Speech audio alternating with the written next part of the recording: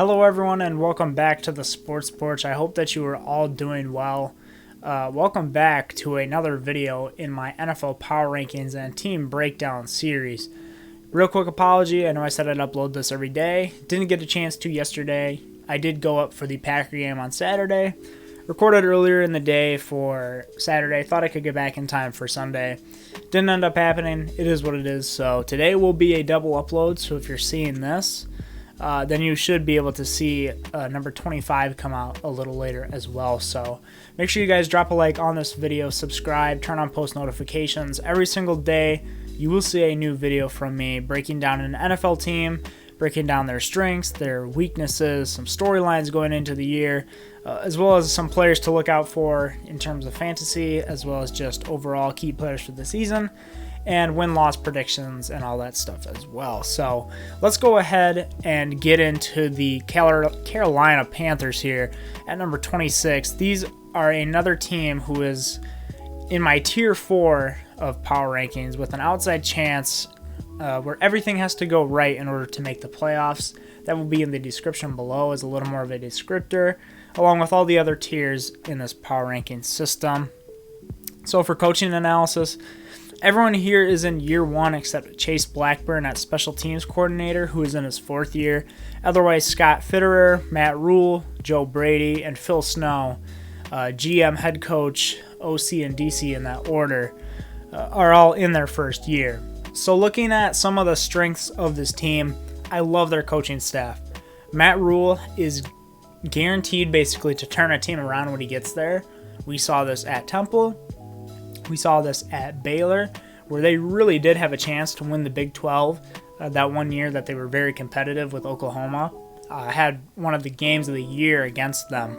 And also Joe Brady at offensive coordinator. If you'll remember, in 2019, he was the passing game coordinator for the LSU for the Tigers under Joe Burrow and Jamar Chase, when all those guys were there. And he really was a key figure in turning Joe Burrow into the number 1 overall pick. He really helped him out there.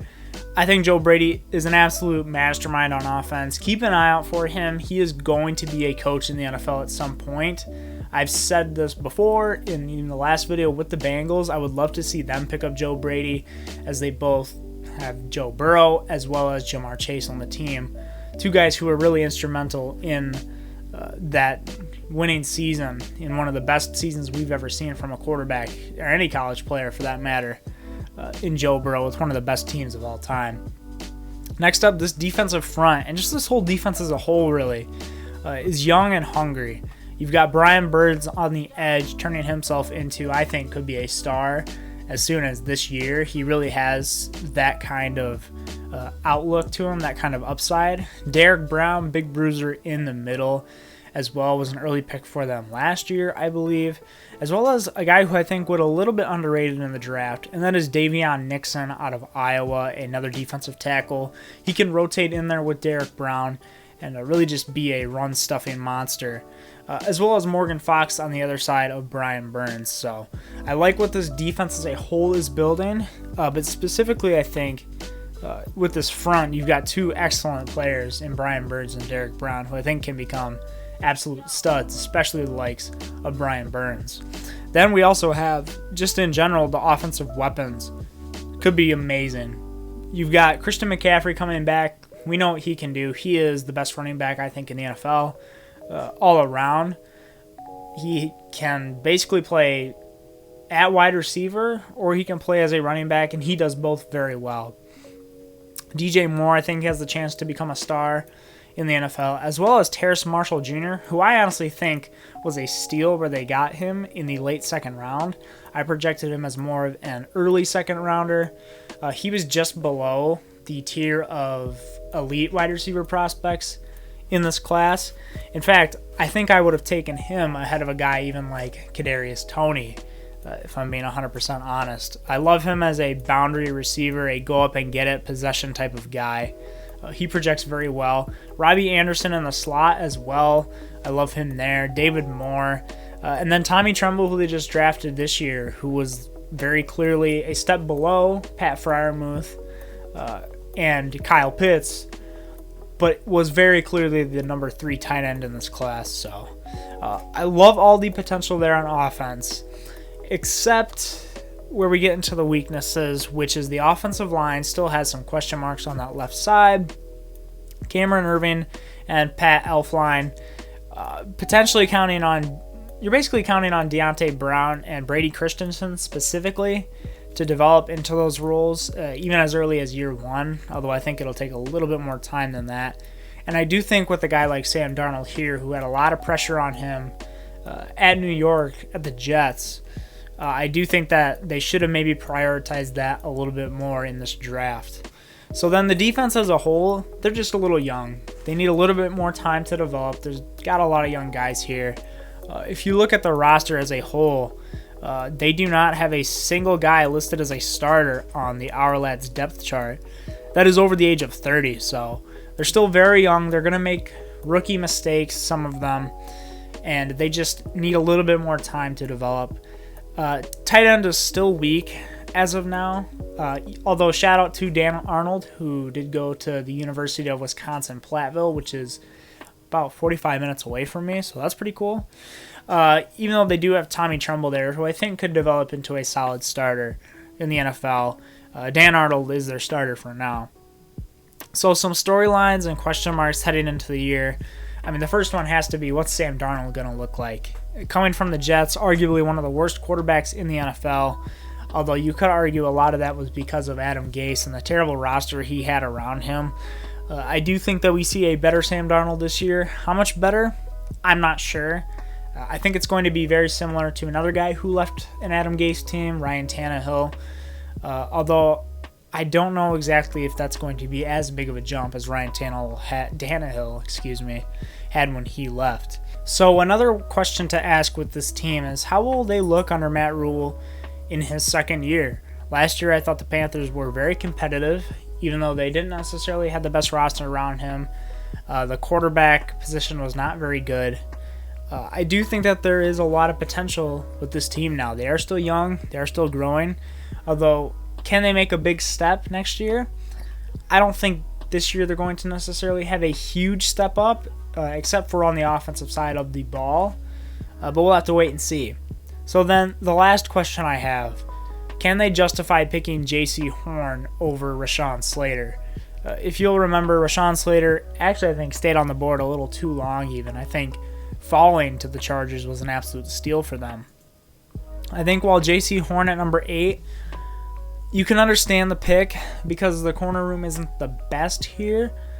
It certainly isn't the worst. And they also did bring in a veteran like A.J. Bouye on the team, as well as Rashawn Melvin. But I personally would have chosen Slater over J.C. Horn for this team, especially with a young quarterback like Sam Darnold, who has already dealt with a lot of pressure, getting sacked a lot in his stint under the Jets. So we'll see. We'll see what happens. I think J.C. Horn is going to be good. He was my number 2 cornerback behind Pat Surtain coming into this class. Maybe if Caleb Farley was healthy, then he would have been number 3, but I don't think I can justify taking him over Slater, especially with a young guy like Sam Darnold, or potentially even next year if they have a different quarterback entirely, and you want to get him some protection. So we'll see what happens there. 3 key players for this team. I mean, Sam Darnold is number 1. He kind of makes or breaks the Panthers season. He's really going to be the key in seeing which direction this team will go going forward. And then Christian McCaffrey, he did have some injury troubles last year, basically didn't play for the entire year. So that's going to be interesting to see how he bounces back from that. If he keeps up that big workload he's had in the past. They did just draft Chuba Hubbard this year as well, so they could get some help there. And then J.C. Horn is my 3rd key player here. He's got to justify that pick. He was one of the bigger risers, maybe the biggest riser in all of the draft this year besides maybe Trey Lance. But he is a guy who is an animal in press corner. He's going to really fill out that role very well for them, but he's got to prove it. And he definitely has to keep his hands off guys a little bit. You kind of got to pull the reins on him a little bit because he did commit some penalties at South Carolina. But he projects to be very good. We just need to see it. We need to see him justify that pick over Rashawn Slater. So then my 3 best fantasy players, Christian McCaffrey is a no-brainer, especially in redraft leagues. He should be the number 1 pick coming off the board. Maybe you can make an argument for like Dalvin Cook in that spot, but for right now, I think he's the number 1 guy to come off the board, especially if you're in a PPR league where he can also catch as well. DJ Moore is my number 2 guy to look out for. He will be the number 1 receiver on this team. He's going to be, I think, Sam Darnold's number 1 target, and you're going to be able to find him, I think, a little further down on some draft boards. So you might be able to get him not as a flyer, but as a later pick, maybe than expected. Terrace Marshall Jr., I think, is also going to slot in here very well in his first year. And I also wanted to throw in Robbie Anderson as a name. I think he's going to fly under the boards as well. He's a solid guy in the slot who can get open deep. He's going to be someone who can really get some boom or bust plays for you. And then Terrace Marshall is just going to catch the ball, and that's all he's going to do. So for my Dynasty sleeper player, this is a really big sleeper, and that is PJ Walker, the backup to Sam Darnold. If you remember, he was the front runner for the MVP of the XFL under the Houston Roughnecks. He looked outstanding. He was brought in here because he did work at Temple underneath Matt Rule. He is a guy who, if Sam Darnold gets hurt, if Sam Darnold looks like crap, he is the next man up. He's clearly the number 2 in terms of backups. We saw him a little bit last year when Teddy got hurt. He looked solid. He definitely still looked like a backup in the NFL. But who knows? He could have a lot of production this year. If something happens to Sam Darnold, if for whatever reason he loses his job, he's someone to watch. And you could probably get him undrafted if you're in small leagues or small teams. Whatever the case may be, he's someone to look out for. I don't know if you would necessarily draft PJ Walker. He might be your last pick or so. But who knows? Just stash him on your taxi squad and see what happens with him. So schedule overview. Strength of schedule wise, they do have the 26th hardest schedule in the NFL, which is the 6th easiest schedule overall. Some key games for them: week 1 at home against New York. I mean, Sam Darnold versus Zach Wilson. I talked about that in my Jets video already. Weeks 3 through 5, they're at Houston for week 3. Gotta let the dog out real quick. Against Houston, that is a winnable game. As well as at Dallas, that is also a winnable game because Dallas has a Monday game the week before, and Carolina has a Thursday night game. So that is a very winnable game, I think, for Carolina. And then versus Philly in week 5, that one is also, I think, a winnable game. I think they're just overall a little better of a team. Week 14 versus Atlanta, they are coming off of a bye. I think they could win that one as well. And then week 17 at New Orleans, the Saints will be coming off of a Monday game. And who knows, even with how bad the Saints look this year, Panthers could potentially be a little better of a looking team at that point as well. So my prediction for this team is that they're going to go 5-12. My floor for them is 1 win, and my ceiling is actually 8 wins. This is a team where if everything clicks this year, you could see a potentially great year for them. I think 8 wins is a great year this year for Carolina. Vegas over-under is 7.5 wins. I would say take the under. Not sure how confident that is. As we get a little higher in these rankings, the over and under is going to get a little more uncomfortable for me to take the under at unless it's just set ridiculously high. And then just a final statement. This team is very exciting depending on how Sam Darnold looks, which he could be great. He could be exactly what we projected he would be going to the Jets, poised, accurate, great deep ball thrower. Accurate is the big one. Or he could be bad because their offensive line on that left side is very suspect. The defense is still very young, so they will still have issues there, and they're going to lose some games. But let's be real here. The offense is really going to be the key to the development and direction of the Panthers this year. That's all I have on the Carolina Panthers, guys. What do you think? Let me know in the comments below. Do I have them too high or too low? Once again, make sure you drop a like on this video, subscribe, and turn on post notifications. Just a reminder, there will be another video coming out a little later, number 25, as well as all throughout this week up until the start of the NFL season. Every single day you will see a new video from me detailing an NFL team and breaking them down, giving my power rankings. But until the next one, thank you guys so much for watching, and I will see you guys on the next one.